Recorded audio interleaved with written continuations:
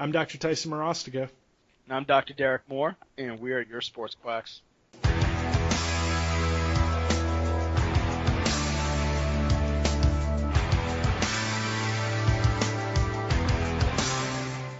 All right, welcome back to all of our Sports Quacks out there. Today's going to be kind of cool because this is kind of a unique topic for us, because this is kind of directed specifically to young clinicians or towards chiropractic students, specifically because this was a topic I came up with because it's personal experiences that I have has directed me to be the kind of doctor that I am today. So what I want to do is, from the get-go, I want to invite each and every one of you to sit and kind of reflect either on, your past experiences with chiropractors, and mentors that you've found. And I want you to think about how that's affected who you are as a doctor and who you are as a person. Because who you are as a person kind of dictates what kind of doctor you're going to be. And to me, finding that right mentor was actually really difficult because I have a wide experience with Rackman Crackham chiropractors, some sports chiropractic, and it was really interesting because as I talked to people, I got to understand who they were personally, and that to me explained why they do a lot of the things that they do. So we're going to kind of reflect on that. We're going to share a lot of personal experiences today. This isn't going to be like a knowledge bomb kind of podcast, but hopefully this will maybe shed some light on things that you can do to help grow who you are as a person, and in that, grow who you are as a doctor. So, Derek, most of you guys know Derek and I go back into chiropractic school, and we've spent a lot of time talking about our experiences that led us to chiropractic. We both have very different tracks.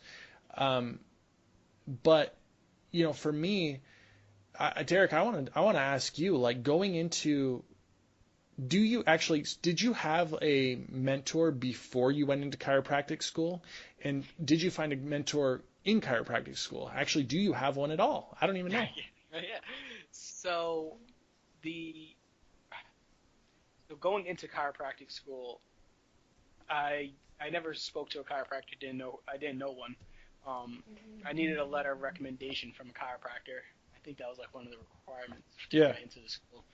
So I spoke with a woman for maybe 2 hours, and she wrote it for me.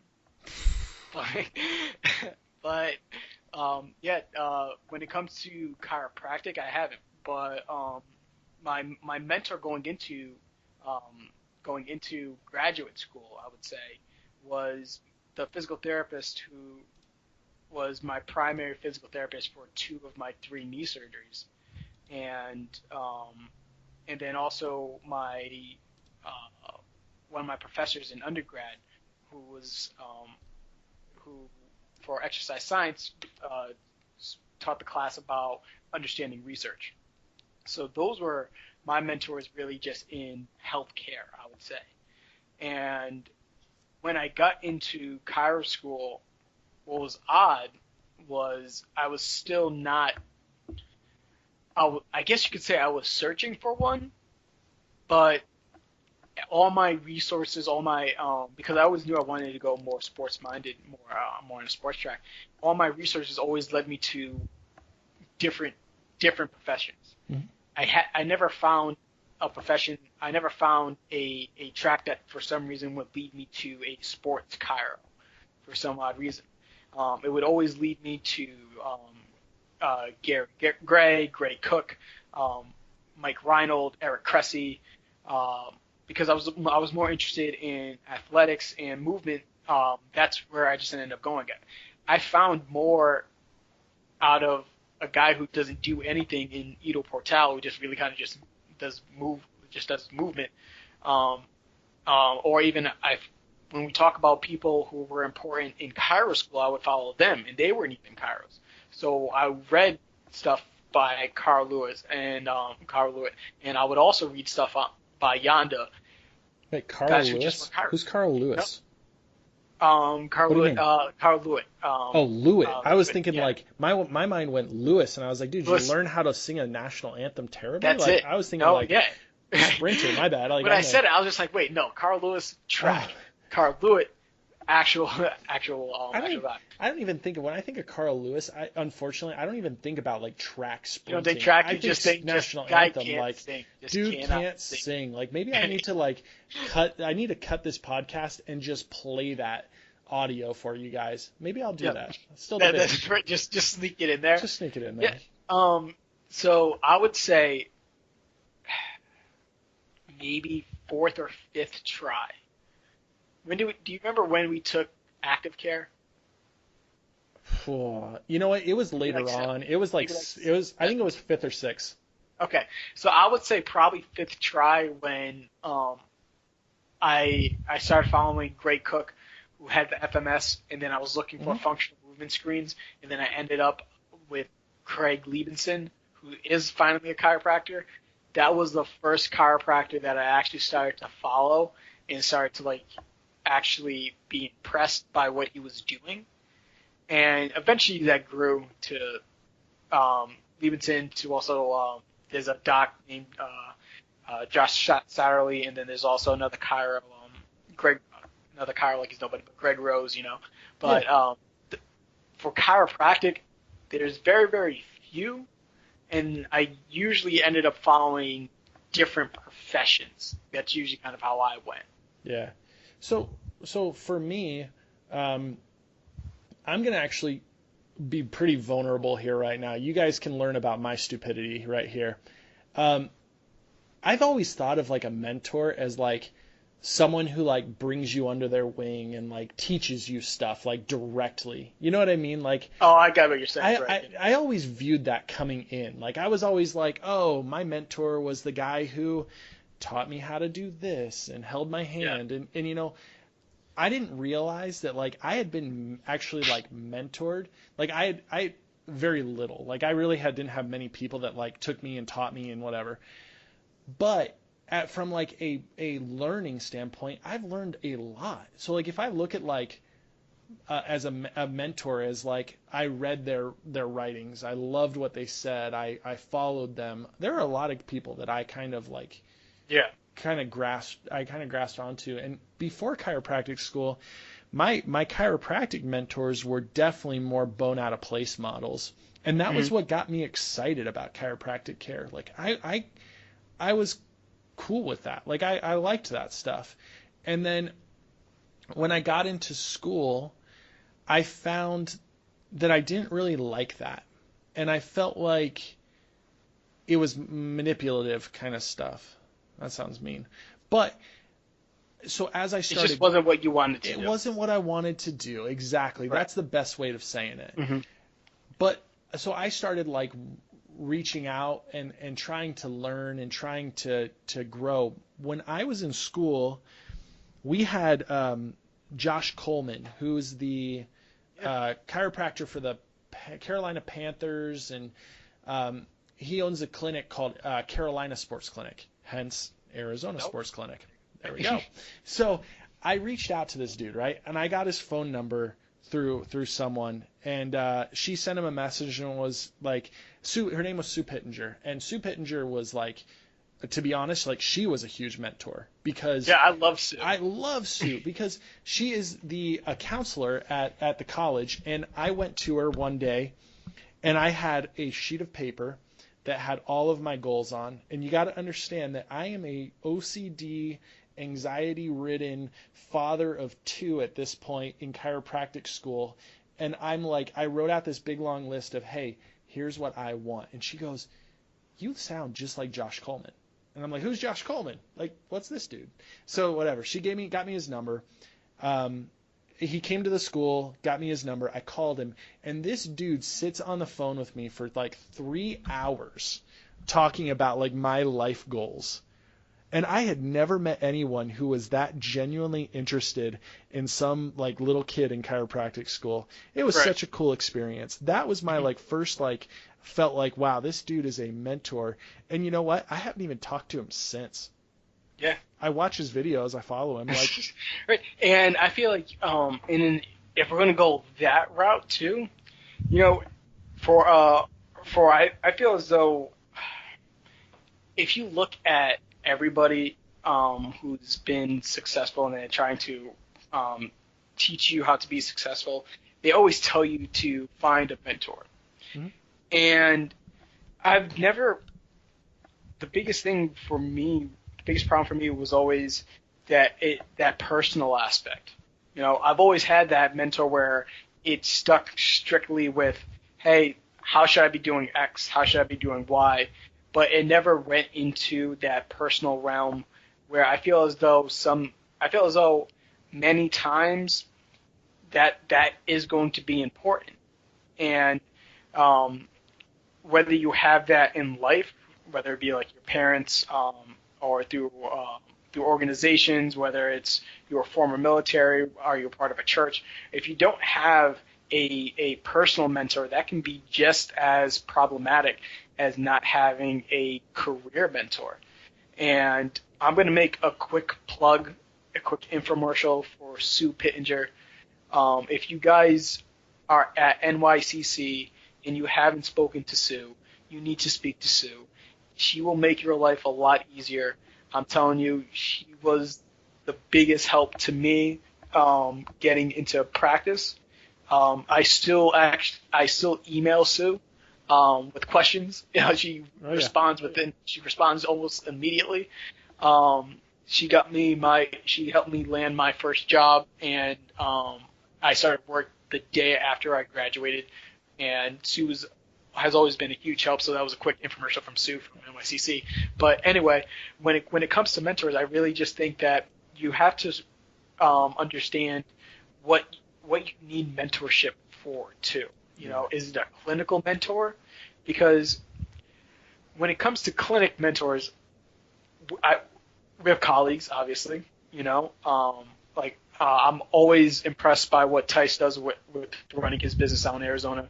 My buddy Matt, who's working out in North Carolina, I follow what he does because he's been making some big moves out there too.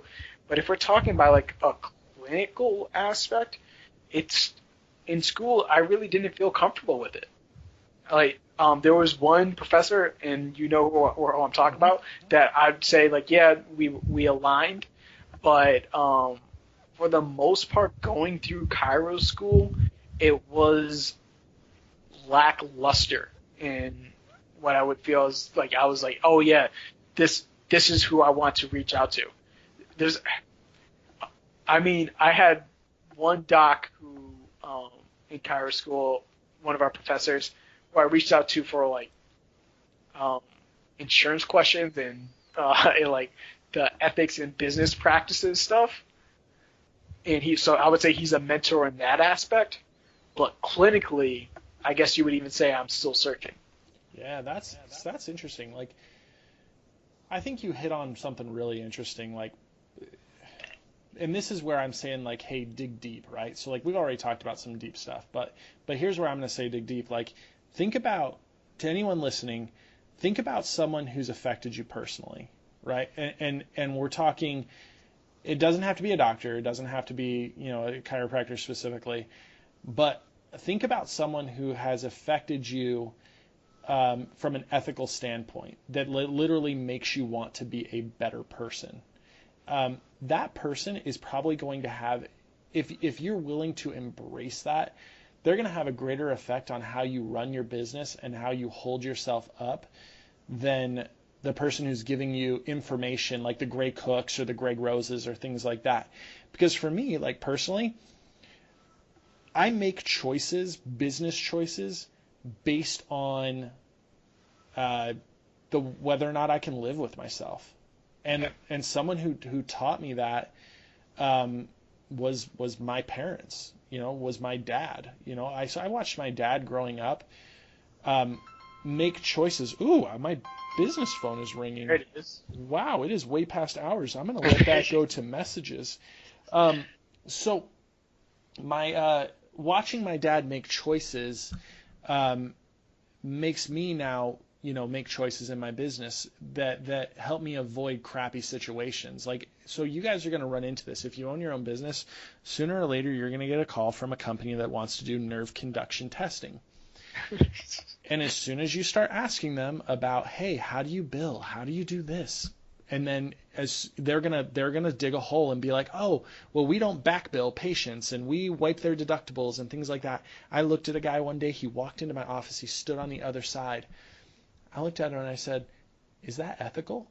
And he goes, well, it depends what your definition of ethical is, with this little smug on his face. And I go, no, dude, that's not ethical. And he goes, yeah, well, you're just a mother effer who doesn't know what he's doing. And I go, whoa, Oh, ouch. man. I'm like, dude, you can just get to stepping. Like, we're done Yeah, here. right. Like, we're not talking. Like, so people, like, look back at your life. And if you see someone and you know someone and someone comes to mind that helps you make ethical, good choices, go talk to that person more. Go grasp onto that and learn from those lessons, because that'll prevent you from making stupid decisions later in your life. I don't know if you have that kind of person, Derek, but like that's my like real personal plug. Right, yeah, and and like I said before, it doesn't need to be um, some big name. Like you said, it could be simply be your parents. It could be a teacher from. I still talk to my teacher from high school, and he I would say is my political mentor. Mm-hmm. We where he follows it so much that I don't go to other mainstream media. I would just follow what he says and just say, all right, that makes a little bit more sense. I understand what he's trying to say there, but it's still a matter of, like you said, if you feel as though you've had a possibility of having that connection with somebody, you need to be more proactive in growing, because you don't understand how much that's going to help you develop as a person, and possibly even start to be more beneficial into the business aspect too. Um, and the mentor isn't supposed to always end up being somebody who tells you, hey, you're doing the right things, you're doing everything okay. They need to be almost a gauge. They have to tell you, it has to be something that can make sure that you put whatever you're doing up against it and see if it still floats. I use Dr. Spina from Functional Range Conditioning. He's probably the work that I'm reading the most now, because it challenges a lot of the stuff that I've been doing, and it forced me to have to start to look into neurology and biology again, which I hated to do. Yeah. But I figured it was just like, hey, this is something that challenged me, and now I need better explanations for what I'm doing. And I may have had a 5-minute conversation with him, but I follow his work. And the tough part here is, I guess, that personal interaction with people. I think you can easily start to find a mentor by just sending an email, because you'd be surprised by the people who will actually who will email you back, or who will direct message you back. A lot of social media has allowed for easy access to once before inaccessible people, and as students especially, I think it's important to try to take advantage of that. You'd be surprised who responds. And so I agree with you. Like, I've had experiences where I was like, I'm going to put out a feeler. I'm going to send a message. I'm going to send an email to this doctor, and I'm going to ask him like 3 questions, right? And some I don't get anything back from, but you'd be surprised. The busiest people send me like these big long responses. And I'm like, I'm blown away. Like, I'm absolutely blown away that this person would take the time to like read my message and answer my questions. And that was the coolest thing that I did, was getting outside of myself and being willing to be like, okay, I don't know this, or I want to know this, and I'm going to go to someone who does know it. That's why, like, you listen to these podcasts, and Derek and I very rarely do we go off on tangents that we don't know about. Like, Right. I think we kind of know our limits, and like we've done a lot, we've experimented a lot with stuff, and that, I think that's important, like, to not BS people. And I appreciate those people that like will ask questions. Like, I appreciate like students who reach out to me and ask me a couple of questions. Like, I appreciate that. Like, and I'm happy to respond. And I guess I've never really thought of me being a mentor to anyone, but I guess Right. that, So, like, I guess I've answered question. Maybe I'm not a good mentor. I don't know. I wonder yes, what people think about me. That's yeah, interesting. and I think when it comes out to reaching out towards the mentors, it just, or a lot of times it's going to be on you. I don't think very often a mentor just kind of falls in your lap. They may just walk by you, but if you don't actively pursue it, more than likely nothing's going to come from it. It's going to take some work, and it doesn't need to be like a full out blown relationship. Like you said, you spoke with Dr. Coleman, and you haven't spoken to him lately, but you would know, hey, if I reach out to him, he is still hopefully there to possibly help you. Yeah. You know, and things like where, and if he, for example, my past supervisor, you know, if we were to run into each other at an ART certification course or something, we would probably just end up going out for a beer. You know, we still text each other about freaking Las Vegas Knights going to the Stanley Cup, because we said they were going to be atrocious for 5 years, and now they're, and well, I don't even know. I think they might be winning tonight, but They just lost, by the way. they just lost. Yeah, Did they? Capitals took the cup. Yeah, I just when I move out of DC, that's when they win. You Right. know, I could have been there. I could have been out in the streets going crazy, but no, that apparently that it wasn't meant to be. But yeah, you know, the relationship I had with my supervisor there, it never really got like personal. Like, we didn't talk about like what was going on in each other's like personal lives, but we would have team dinners. We went to a couple of Nats games, and I met his wife and his kids and stuff like that. And it didn't need to be out of my comfort zone, and for it to be advantageous for me, you know. And I feel as though for a lot of maybe like introverted students who are afraid to reach out to people, this is going to be a time where you have to kind of break that, because if you don't have the ability to reach out to other people, you're going to have a lot of difficulty in practice. You're going to make a lot of mistakes that possibly you wouldn't have had to have if you had somebody lead you. It's so true. Like, so one thing I noticed, I always say one thing too. Sorry, I always stop podcasts because I'm like, I catch things that I say over and over again. All the time? All the time. Oh my gosh. So watching other students go through school, or watching other people in practice, you wonder why people do things, and it's because they had that mentor going into school and they shut everything down, right? So they learned the way that one doctor did stuff, and if somebody disagreed with the one doctor that they said, they will like throw up. They'll have like screaming fits with doctors in class. Like, I've watched absolute meltdowns because teachings did not agree with what their mentor taught, and they have Right. like these like the complete like breakdowns. And I think what I want to get to is the fact that it's okay to have more than one mentor, right? Like, especially when it comes to healthcare, like, you can pick good things from different people. You don't have to do things a set way because your mentor does it that way. Because guess what? Most likely your mentor like has strengths and weaknesses. Right. To me, like, you have to be willing to step back and be like, okay, here's someone that I take from because they do this. I take from this person because they do that well. I take from this person because they do that well. And I'm going to try and build myself up from learning from multiple people. Because it's funny, like, I've had people, I've learned things.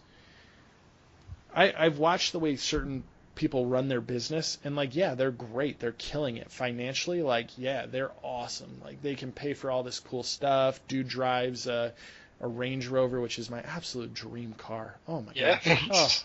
Oh, that, like, I would love to pull up in a Range Rover to my office.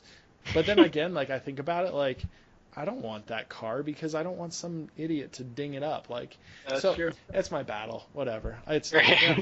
So That's your internal battle that's right there. my Your internal dream battle. your dream car is the car that one of our kids in Cairo school drove. Oh, I know. It hurts me deep down. But here's the thing. Like, but the people that are financially killing it, like, they're not always the best people.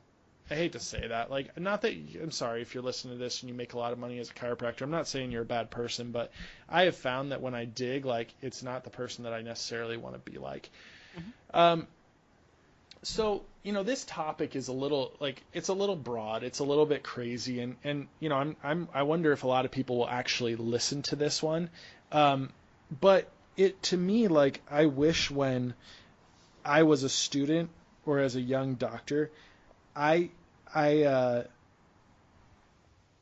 I was willing to listen to different people. I feel like I kind of, unfortunately, when I first got into school, like I had those mentorships, and my first few trimesters, my first like few introductory courses to chiropractic, I was like, oh, but my one doctor does it this way, and no, that's not right. Like they're wrong, whatever. And I kind of didn't open myself up to different people, and then I kind of like dug a little bit, and things didn't click, and things didn't make sense. And then I was like, oh yeah, like I need to learn more, and I need to grow more, and I need to expand. And then I found TPI, and then I found Greg Rose, and I found all those guys, the Gray Cooks, things like that, and I listened and I adapted, and then I found people like that just went all in for guys like Kelly Starrett, or guys that went all in for different PTs and swore by their teachings and their principles, and I felt like those people got sidetracked really easily. That makes sense? Right. Like, Yeah, and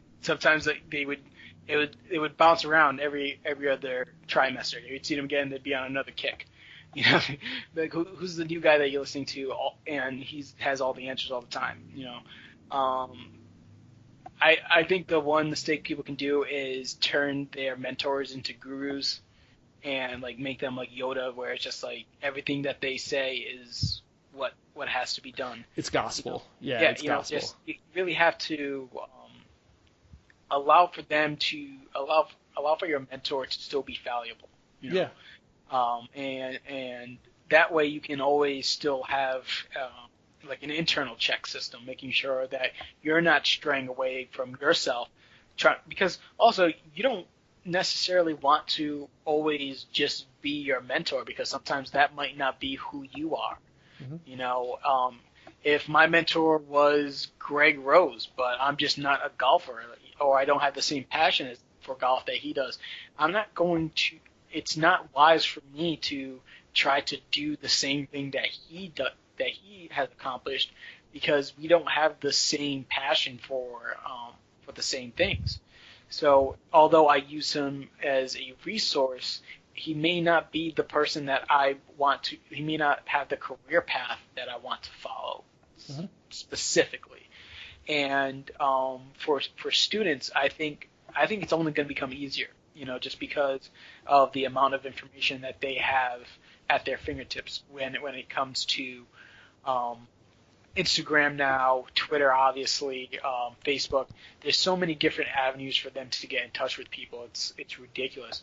It's just always funny when I was in Cairo school and we would have discussions and people just didn't know who I felt like when I was in Cairo school and I went into the last few stages of clinic when we were treating people.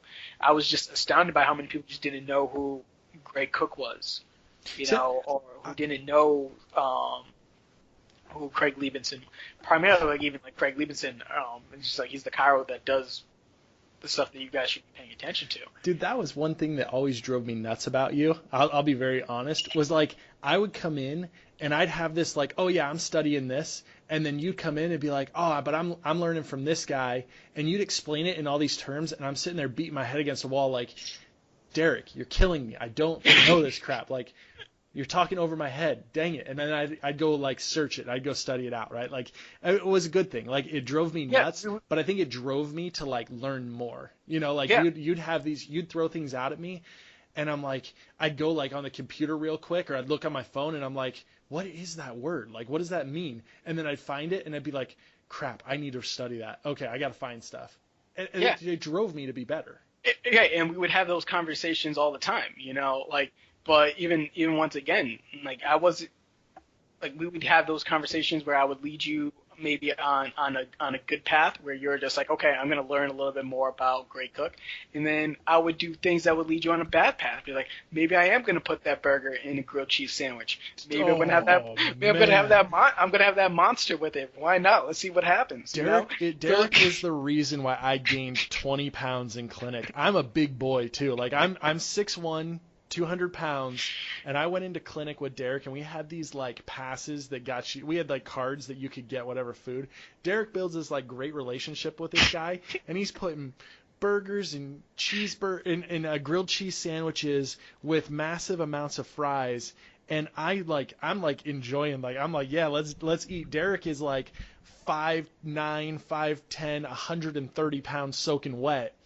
I balloon up.